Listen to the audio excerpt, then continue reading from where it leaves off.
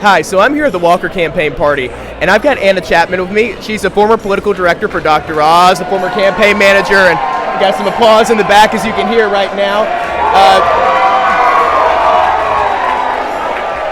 Well, they're now giving an update on the races right now for Chris and for Kemp, and the crowd is really excited about that. They're excited DeSantis is up, and they're excited that Brian Kemp is up, obviously. But I'm here with Anna Chapman. She actually used to be the political director for Mehmet Oz. She's also been a campaign manager and has worked in politics for about a decade. So Anna, just wanted to ask you, since you've been doing third-party contractor work in Georgia, what do you feel like this cycle is going to be in Georgia? I definitely think we're going to go into a runoff. Kemp is going to win handedly, if they didn't already call it just now. I think that Dr. Oz is going to squeak it out. It's going to be very, very close, but I am cheering for him, and I hope he's listening right now. Go Mehmet. And I think we're going to see, I don't know about a red tsunami, but a red wave for sure. And there's been a lot of talk about Republicans potentially being competitive in Oregon and Washington State, and even some congressional races in Connecticut and in the New England area. Out of any of those kind of, wild shots or lone cards, what do you think has the best chance? Washington State for sure. The last time I went to Seattle was in 2018. When I left Seattle, the city, I saw nothing but Trump signs.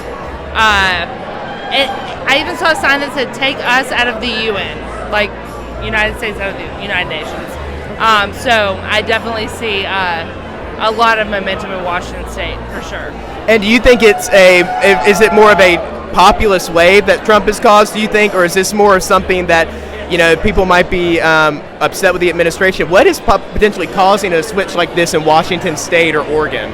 I think people are just fed up. I mean, look at the summer of love in 2020,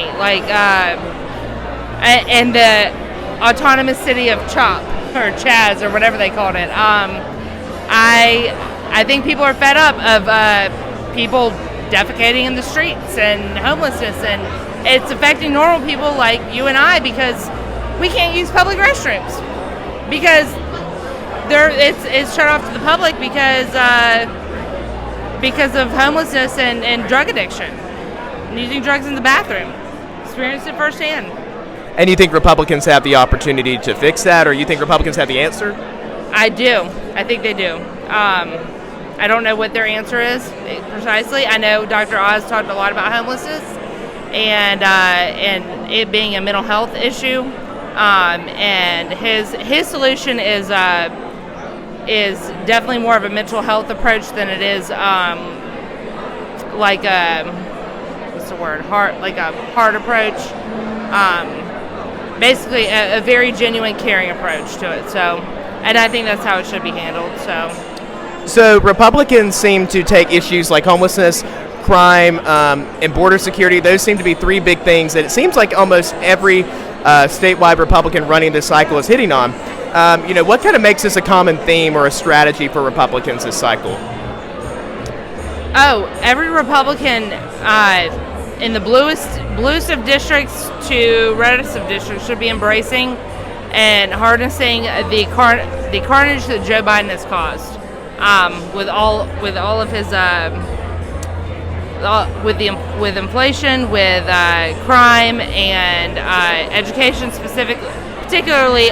We saw Glenn Youngkin's red wave last year, and that set the precedent for 2022. And that's the first state that's been blue for a while that we've been able to flip back red, and I hope that trend continues in places like Washington State and Oregon. And now you worked in Glenn Youngkin. A lot of people said, national pundits and other people, that race was ran locally, that they made it feel like he was almost running in each individual township or municipality. So how are Republicans able to accomplish that? I mean, how do you mimic that? So my approach as a regional field director, I dealt with the school board candidates in my region, the county commissioners. We all worked together. We all were on the same page. We all used the same system, same database, and we won. I had a school board candidate in my region who won by 41 votes out of about 7,000 total, and still keep in touch with her today, and she's wonderful, and she's doing great things. And in Stafford County, which is borderline in Northern Virginia, and we win when we talk about things that are actually affecting people's lives. Democrats are going to lose because they're talking about all that they're talking about is abortion, and how many people are actually affected by that?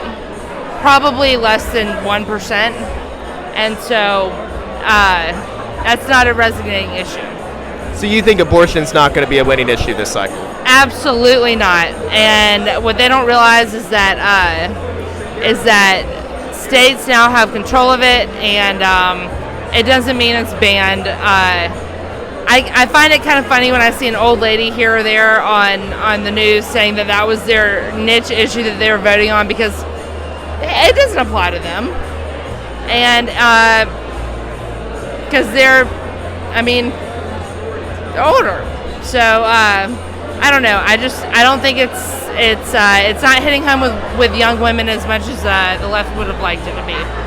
All right, Anna, thank you so much for your time. Enjoy tonight. Thank you. Thank you. This is Spencer Pipkin reporting with Grady News Source here at the Herschel Walker Watch Party live in Atlanta.